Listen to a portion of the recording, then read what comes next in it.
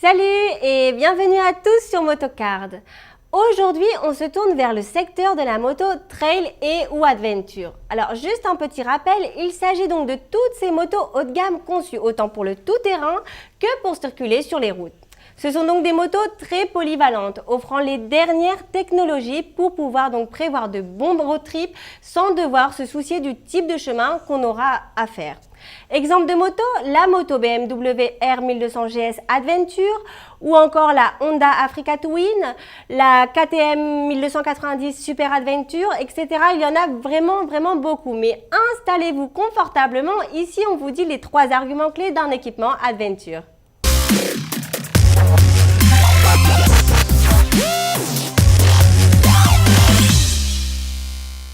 La toute première chose qu'il faut savoir, c'est qu'un équipement Adventure doit absolument s'adapter à tous les aléas possibles que l'on peut rencontrer. Et oui, comme on vient juste de le dire, la moto Trail Adventure est aussi destinée aux routards qui aiment passer donc de longues bonnes heures sur la moto. Quels sont ces aléas possibles? Par exemple, passer d'un beau soleil à une bonne pluie, un changement froid-chaud, une tempête imprévue, un ouragan, tout ce que vous voulez.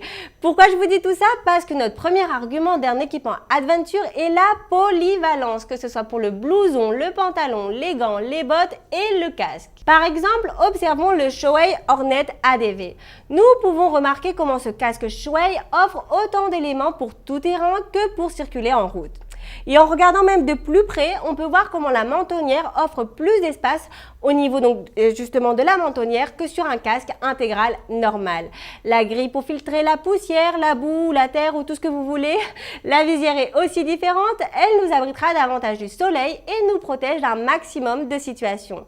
Bon, il faut quand même préciser qu'il ne s'agit pas d'un casque spécialement conçu pour motocross. Alors, l'écran transparent offre un champ de vision plus large. On voit aussi qu'il est moins courbé et, attention, peut se retirer ou par exemple le lever complètement pour le remplacer pour des lunettes de motocross.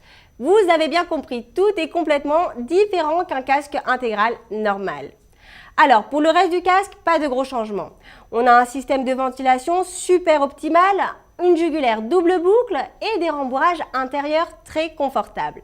Alors, je me répète une dernière fois, pour un casque Adventure, on veut avant tout donc de la polyvalence. Il doit être en effet autant préparé pour l'asphalte que pour des chemins de terre, de boue ou n'importe quel type de chemin. Concentrons-nous maintenant sur le reste de l'équipement. Sans aucun doute, un bon équipement Adventure devra être imperméable et versatile. Ici, le blouson et le pantalon Dainese Antarctica Gore-Tex le démontrent parfaitement. D'ailleurs, avec cet ensemble, on pourrait même affronter le pôle Nord, je crois. Il compte en effet une membrane Gore-Tex laminée d'une imperméabilité de, attention, 45 000 mm de résistance à l'eau.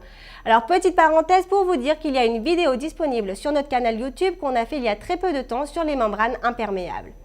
Alors 45 000 mm de résistance à l'eau, c'est énorme, sachant qu'un article ayant une imperméabilité de seulement 5 000 mm est largement suffisant pour être étanche. Ici, c'est 9 fois plus, donc protection extrême garantie. Concernant la versatilité, comme on l'a dit, l'équipement Adventure doit être préparé à tout changement. Température ou un pilotage différent, etc. Pour cela, on remarque que sur le blouson, tous les ajustements et les poches disponibles. Il y a même une fourrure thermique amovible que l'on peut utiliser séparément. Le petit détail que j'adore, c'est la petite poche juste en dessous au niveau des bras pour avoir accès facilement aux gants.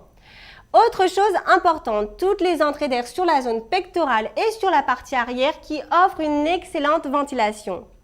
Alors pour les gants, c'est pareil que pour le blouson et le pantalon. Si vous comptez faire beaucoup de kilomètres sous tout type de conditions, il faudra des gants offrant davantage d'isolement et comptant des caractéristiques pour faciliter le pilotage. Par exemple, ces Alpinestar Valparaiso Drystar comptent une membrane isolante en plus de la Drystar pour affronter donc des situations de météo difficiles. Le détail que j'adore ici, c'est l'empiècement en TPU sur la main gauche pour faire essuie-glace sur la visière sans pour autant devoir quitter le gant. Alors pour terminer, la dernière chose à accomplir pour un équipement Adventure, c'est d'être résistant. Nous soulignons donc pour commencer les inserts Trixior sur le blouson et le pantalon qui renforcent les parties donc les plus sensibles à l'abrasion et à l'impact en cas d'accident. Mais nous pourrons également voir que sur les bottes, les matériaux utilisés sont très résistants et très rigides.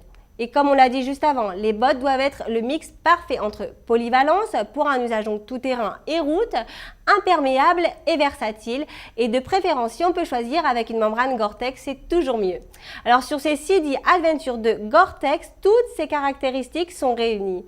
La combinaison du matériau Techno Micro et de la membrane Gore-Tex en font de parfaites bottes pour de longs trajets et sous toutes conditions. Et en plus, elles sont vraiment très résistantes. Alors, j'espère que cette vidéo vous a été utile à voir plus clair sur l'équipement Adventure et rappelez-vous, comme toujours, il est toujours important de cibler en premier nos besoins pour savoir ce que l'on recherche exactement. Et toute dernière chose pour terminer, sachez que si vous avez aimé cette vidéo, un grand like et vous souscrire à cette chaîne nous aidera énormément à l'évolution de Motocard France. À très bientôt pour les prochaines vidéos.